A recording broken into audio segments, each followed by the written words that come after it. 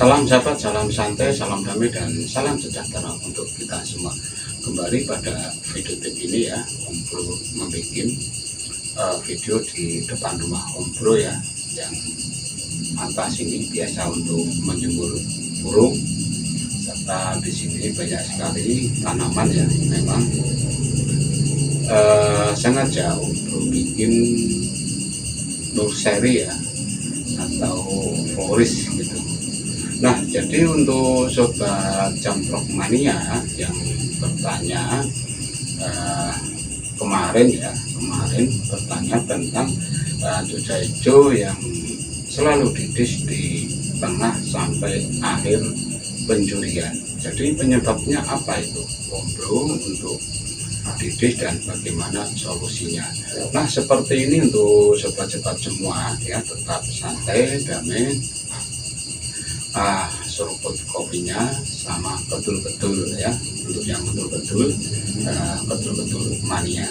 Jadi seperti ini untuk sobat semua, apabila kita berlomba khususnya cuca hijau itu didis ya. Didis itu setahu Om Bro itu kan karakter. Jadi karakter pada burung khususnya cuca hijau itu memang susah gampang untuk dihilangkan. Yang namanya juga karakter itu kan pembawaan. Jadi setiap penjurian itu mungkin sudah disepakati ya, mencari kelemahan untuk didiskualifikasi, seperti halnya kacer, bagong, murid, lowo, itu pasti kena diskualifikasi. Dan cuca hijau apabila didis ekor itu tetap akan terkena diskualifikasi, karena itu kelemahan dari cuca hijau. Tapi kalau didis sayap itu sama sekali tidak berpengaruh ya, karena sudah mungkin sudah diputuskan ya untuk didis hanya didis ekor. Kalau didis sayap, setahu Om Bro itu aman, asal tidak didis ekor dia. Tapi ya nggak tahu ya, karena yang namanya pakem EO itu kan dia punya prinsip sendiri-sendiri. Karena memang didis yang sakral pada cuca hijau itu setahu Om Bro ya hanya pada ekornya. Kalau didis pada sayap itu masih aman-aman saja, selama burung itu tetap rajin untuk bongkar isian, durasi masuk tetap layak dinominasi dan layak dikonsepkan gitu. Nah, jadi untuk kembali ke sistem didis ya, didis pada cuca hijau yang terjadi pada pertengahan sampai akhir itu biasanya disebabkan oleh ekstrimnya settingan yang kita berikan, atau kita menaikkan emosinya tanpa menurunkan birahinya. Jadi tidak sinkron ya, karena cuca hijau yang emosinya naik, otomatis birahinya dia akan ikut naik. Tapi kalau kita bikin emosi naik terus OB-nya kita bikin turun, jadi nantinya akan klop ya di tengah-tengah. Jadi nanti emosi tinggi, OB-nya turun, dia akan standar. Jadi caranya seperti ini loh sobat jamprok mania, agar didis itu tidak ada. Lebih baik kita memberikan yang namanya setting jauh-jauh hari sebelum lomba itu dimulai.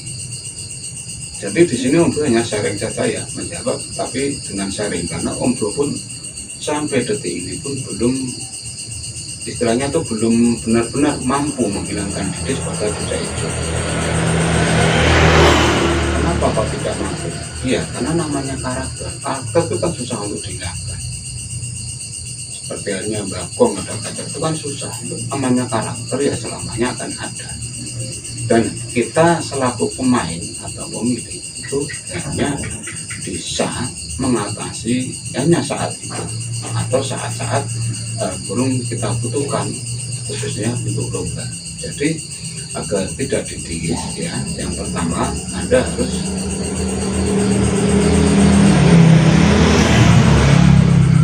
itu ya, yang pertama Anda harus mematikan burung cucak hijau mandi itu lebih baik H-1 sebelum lomba.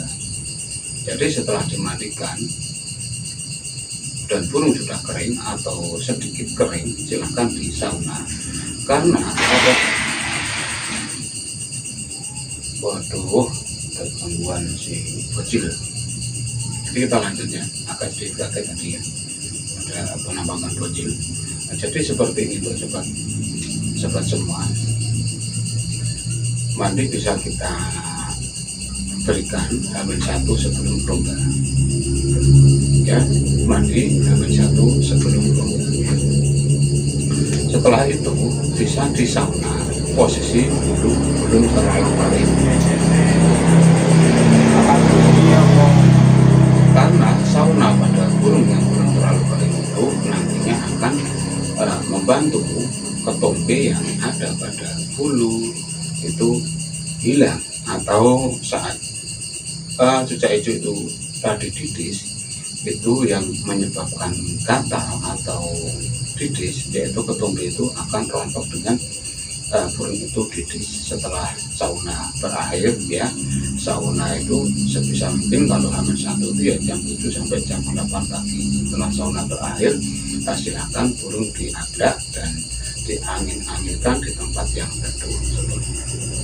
Dan sampai di situ burung jangan dahulu diberikan EF, tapi biarkan burung didis-didis ya, tetapi bisa diberikan buah dan minuman agar burung tidak kehausan dan tidak kelaparan. Dan nanti EF juga bisa kita berikan dari jam 10 atau jam 11 pagi gitu. Dan setelah itu ya, setelah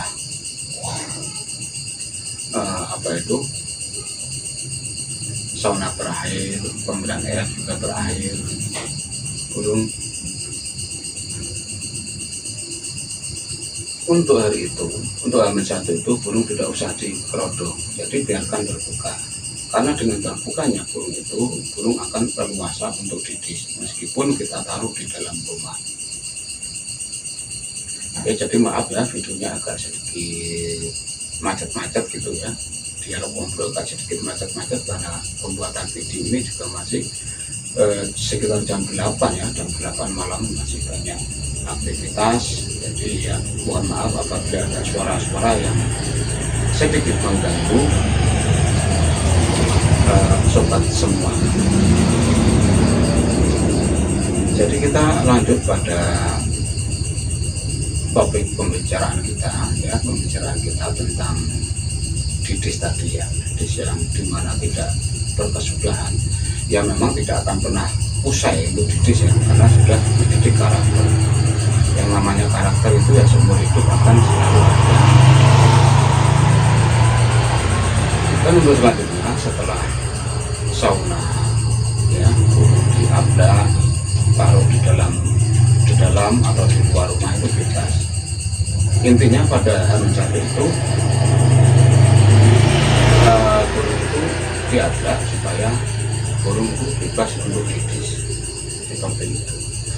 Dan untuk EF pada H-1 standar, untuk buahnya silahkan menggunakan pisang boleh, terus tomat itu juga boleh, silahkan digunakan sesuai dengan kemauan atau kebiasaan yang Anda berikan. Dan selanjutnya menuju ke halomba di mana burung akan dilombakan. Nah, pada halomba ini burung sama sekali tidak usah dimandikan atau dijemur, cukup dianginkan saja ya, dianginkan saja, pagi hari dianginkan, kasih buah dan biarkan burung didis-didis. Setelah didisnya selesai, mungkin Anda berangkat lomba itu jam 10 mungkin ya, jam 10 pagi, dan jam 9 itu barulah Anda kasih makan. Ya, kita berikan pada jam-jam mepet saja ya, atau jam itu tadi jam 9 pagi itu silahkan diberikan EF. Jam 10 Anda berangkat ke lokasi lomba, dan di lokasi lomba Anda perhatikan cucak hijau Anda apabila dia masih gelisah, masih didis silakan diabrak, tetapi kalau sudah gacor, sudah ekstrim, tidak usah diabrak. Karena apa? Nanti kalau diabrak malah akan didis. Tetapi kalau posisinya masih gelisah belum bunyi, silahkan diabrak gitu ya. Dan setelah ada tanda-tanda jejak hijau itu ekstrim, dan hijau itu sudah menguasai lokasi longgar dengan suhu udara di situ, silahkan diberikan kembali colokan berupa jangkrik atau colokan kroto atau lainnya. Intinya colokan itu sesuai yang Anda berikan pada set pengkondisian di lokasi lomba, dan setelah itu burung siap untuk dilombakan. Tetapi ingat ya, sebelum burung diantar ke gantangan atau ke biang bersih itu sebaiknya dibersihkan ya, memang harus bersih untuk lantai-lantainya itu ya bersih, bahkan minum diambil sisa-sisa air itu memang harus steril. Jadi nantinya burung akan konsentrasi bertarung, tidak konsentrasi melihat makanan yang ada di sangkar itu, meskipun makanan itu sisa dari burung itu sendiri. Nah, hanya itu ya untuk video singkatnya. Mohon maaf apabila masih banyak salah dan kekurangan. Salam.